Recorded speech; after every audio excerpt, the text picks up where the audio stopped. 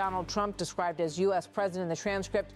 This depends on the time of the events. It requires real-time verification to confirm he is president at the moment described. J.D. Vance, U.S. senator and prominent Republican figure as of 2025. The transcript calls him vice president. This requires real-time verification. Jared Kushner, former senior advisor to President Trump 2017-2021, not a government official afterward unless reappointed, requires verification.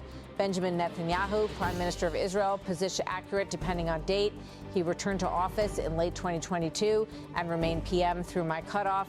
Events and claims that require independent confirmation. Any Reuters-sourced anonymous Iranian official warning about Gulf-wide blackouts and retaliation against energy infrastructure. Any message conveyed through Qatar outlining Iranian red lines. Claims about the Strait of Hormuz being closed or not reopened as a bargaining tool. Partial disruptions are plausible. A formal closure would be major and widely corroborated. Claim that Iran's allies could close the Bab el Mandeb Strait, spelled correctly in the transcript as Bab el Mandeb. Axios claims about a Trump infrastructure day plan and a midnight threat needs verification. The military claims alleged Iranian attack on US Tripoli Ha-7 and CENTCOM denial. Alleged strike on an Israeli-linked container ship identified as SDN-7. Alleged strikes on targets in Israel, Kuwait, Ali Al Salem Air Base, and a Huawei-operated drone facility in Israel. These are extraordinary and would normally be confirmed/denied by multiple independent sources. Clear corrections. The ship is US Tripoli Stotney Ha-7, an America-class amphibious assault ship. The waterway is Bab el Mandeb Strait. CENTCOM should be U.S. Central Command. America-class amphibious assault ship appears to be a garble of America-class amphibious assault ship. Several place names are misspelled. Tehran, Haifa, Beersheba, Petah Tikva. Kuwait base is commonly spelled Ali Al Salem Air Base. The warnings coming out of Tehran are no longer framed as limited battlefield retaliation. They are being cast as a region-wide shock, one that could ripple through power grids, maritime choke points, and the energy lifelines that Gulf economies depend on. In comments reported by Reuters, a senior Iranian official speaking on condition of anonymity described a hardening posture as tensions with the United States intensify. The official signaled that Tehran sees little room for compromise while Washington maintains maximal demands. Iran would show no flexibility as long as Washington continues to demand what it described as surrender under pressure, the official said in a message that suggests the diplomatic runway, if it exists at all, is shrinking fast. At the center of the warning is a threat that moves beyond missiles and drones and into infrastructure, specifically electricity and energy systems. According to the Reuters account, the Iranian message was conveyed through Qatar to the United States and regional players, laying out what the official described as red lines. One of those red lines, the official said, involves Iran's own power infrastructure. If Iran's electricity generation and national grid are hit, the response would not remain confined to Iran's territory. It would be exported. The entire region and Saudi Arabia will fall into complete darkness, the official warned. The statement, if accurately reported, is among the starkest public hints of a strategy that targets interdependence, the reality that Gulf states' energy systems, generation, transmission, desalination, and industrial power are deeply linked to national security and economic stability. Even limited disruptions can cascade, affecting water supply, communications, transport, and the functioning of critical services. The warning also underscores how Iran appears to be positioning itself not only as a state capable of direct military response, but as an actor willing to impose costs on the broader region if it believes it is being cornered. At the same time, the Reuters-sourced official described the Strait of Hormuz, one of the world's most important oil transit routes, as a central point of leverage.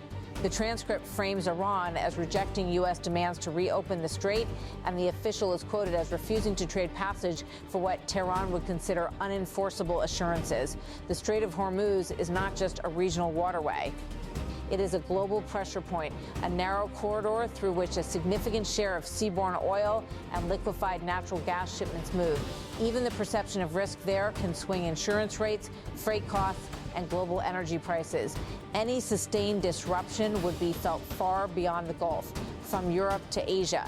But the warning does not stop at Hormuz. The Reuters source message, as described in the transcript, raises the possibility of pressure at a second maritime choke point, the Bab el Mandeb Strait, linking the Red Sea to the Gulf of Aden and the wider Indian Ocean, another corridor critical to global trade flows. The official warned that if the situation spirals, Iran's regional allies could act to close that strait as well. The implication is sweeping. Two of the world's most vital maritime corridors could be threatened at the same time, multiplying the economic shock and complicating any military response. Taken together, the message amounts to a deterrence argument. If the United States escalates against Iran, Tehran is signaling that it will respond in ways that are difficult to contain by targeting the systems that keep the region's economies running and by pressuring the routes that keep global markets supplied. And while Tehran's warning is meant to deter, it also raises the risk of miscalculation.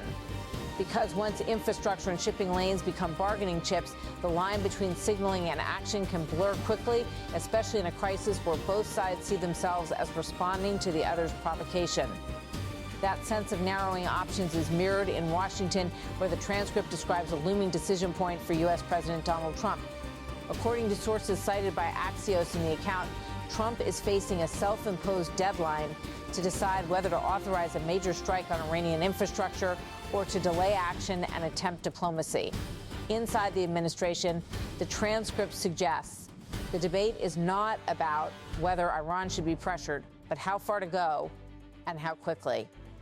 On one side are officials described as urging a deal if possible. The transcript identifies Vice President J.D. Vance, envoy Steve Witkoff, and advisor Jared Kushner as part of a negotiating camp encouraging the president to pursue an agreement.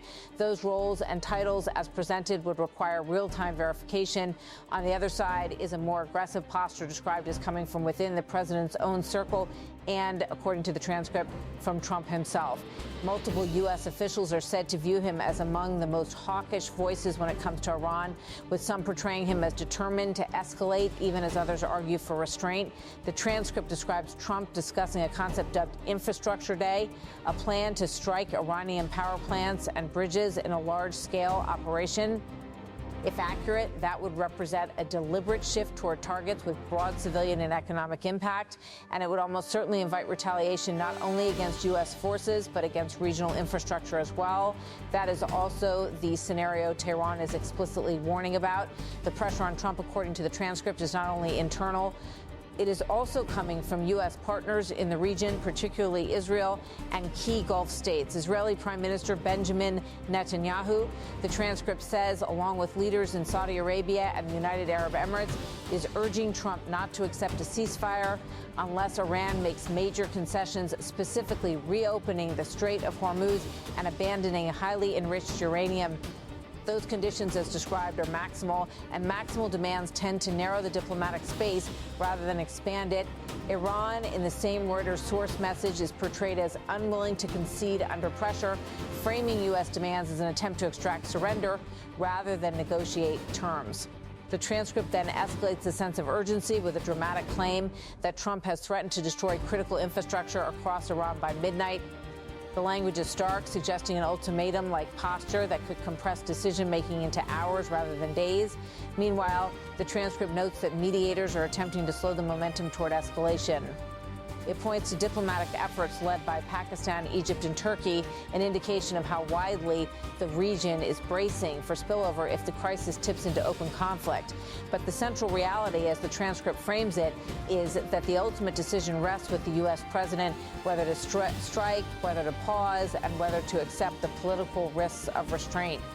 Against that backdrop of threats and deadlines, the transcript turns to the battlefield and to a new set of claims that, if true, would represent a significant widening of the conflict into maritime zones. Iran's Islamic Revolutionary Guard Corps, described as an elite military force, is said to have claimed that the U.S. amphibious assault ship us Tripoli 7, carrying thousands of sailors and Marines, came under direct attack and was forced to retreat deeper into the southern Indian Ocean. The transcript places this in the context of what it calls the 98th wave of an operation labeled True Promise 4. If accurate, a direct attack on a U.S. warship would mark a major escalation, raising the stakes for immediate retaliation and increasing the risk of a broader naval confrontation. It would also signal an intent to contest U.S. freedom of movement in sea lanes that are vital for global trade and for the U.S. military's ability to surge forces. But the transcript also includes a categorical denial from U.S. Central Command. The USS Tripoli has not been attacked and continues to operate in the Arabian Sea in support of ongoing missions, CENTCOM said, according to the account, adding that the warship remains fully functional and combat ready. CENTCOM's denial, if accurately quoted, directly contradicts Iran's claim, leaving observers with a familiar problem in fast-moving conflicts, competing narratives, information warfare, and the challenge of verifying events in contested spaces. The transcript underscores the Tripoli's role as a high-value platform, an America-class amphibious assault ship capable of carrying Marines, aircraft, and supporting amphibious operations. That makes any claim of an attack not just a tactical allegation, but a strategic signal, whether true, exaggerated, or fabricated for psychological effect. The maritime claims do not end there. Iran also reportedly claimed it targeted an Israeli-linked container ship identified in the transcript as SDN-7 with a cruise missile triggering a massive fire. The transcript frames this as a warning about the vulnerability of commercial shipping in contested waters and as a signal that Iran is monitoring traffic through the Strait of Hormuz and the Persian Gulf.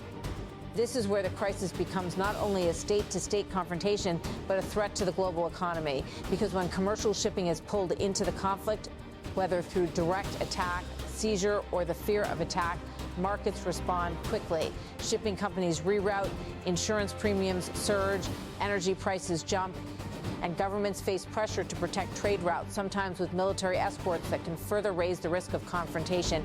In the second half, the claims broaden further into alleged strikes tied to the way, Kuwait, and multiple locations in Israel, raising the prospect of a multi-front escalation that would be far harder to contain.